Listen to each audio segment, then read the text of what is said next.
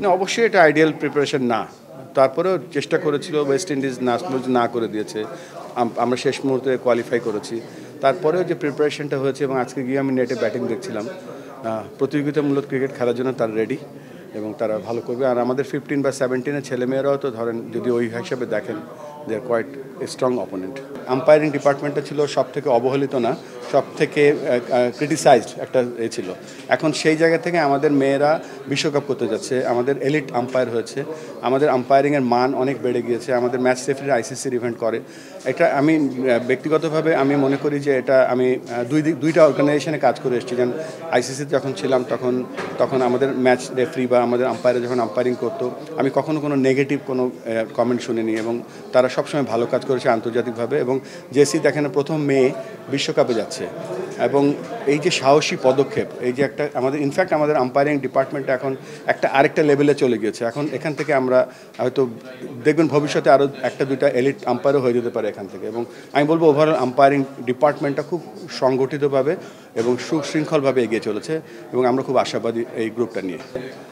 এইবার যে এনসিএল হলো, মানে ক্রিকেটের আম্পায়ারিংয়ের যে কোয়ালিটি, এনসিএলের সময় কিন্তু আমাদের বোর্ডের বিভিন্নভাবে এত রিকোয়েস্ট এসছে, আমিও করতে চাই, মানে অনেকে এনসিএল করতে চায়, অনেক আম্পায়ার। তো ভালো লেগেছে যে এনসিএলের মতন ইভেন্ট সবাই করতে চায়। তার থেকেও ভালো লেগেছে যে কোনো সুপারিশই কোনো কাজে লাগেনি, যার যে যোগ্যতা সে সেই কাজগুলো পেয়েছে উইথ দি আম্পায়ার ডিপার্টমেন্টসের একটা ট্রান্সপারেন্সি সিলেকশনের মাধ্যমে। আইসিসি ইন্টারন্যাশনাল প্যানেলের দুজনই আমাদের আম্পায়ার, আগেও তারা ভালো করেছিল। অ্যাকচুয়ালি তারা কিন্তু আমাদের এক্সপিরিয়েন্স আম্পায়ার। আপনি যদি বলেন আমাদের প্রথম 5টা আম্পায়ার ওয়ার্ল্ড বাংলাদেশের কি, এই দুজনই আছে। সো আমাদের এক্সপেকটেশনও যা করছে এটাই এক্সপেক্টেড, যে দে আর পারফর্মিং রিয়েলি ওয়েল। আপনি বোথ ম্যাচ দেখেন, বিশেষ করে ইন্ডিয়া পাকিস্তানের মতো এত প্রেশার ম্যাচেও হ্যাঁ মুকুল হ্যাজ ডান ভেরি ওয়েল, গাজীও খুব ভালো করছে। সো আমরা এটা ভালো লাগে দেখে যে কষ্টটা আমরা ক্রিকেট বোর্ড বলেন আম্পায়ার ডিপার্টমেন্ট যেটা করছে সেটার সুফল আমরা এখন পাচ্ছি।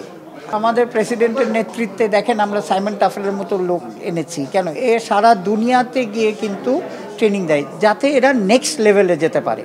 আমাদের এই লেভেলে ধরেন 4 বছর আগে আমি যখন নিয়েছিলাম যেই অবস্থা ছিল, সেখান থেকে আমরা একটা লেভেলে এসেছি। এখন এইটাতে বসে থেকে তো লাভ নাই, আমাদের এখন নেক্সট স্টেজ হচ্ছে তার পরের স্টেজে যাওয়া, এবং আমাদের টোটাল আম্পায়ারিং স্ট্যান্ডার্ডটা শুধু ঢাকায় মধ্যে সীমাবদ্ধতা রেখে তো নাই।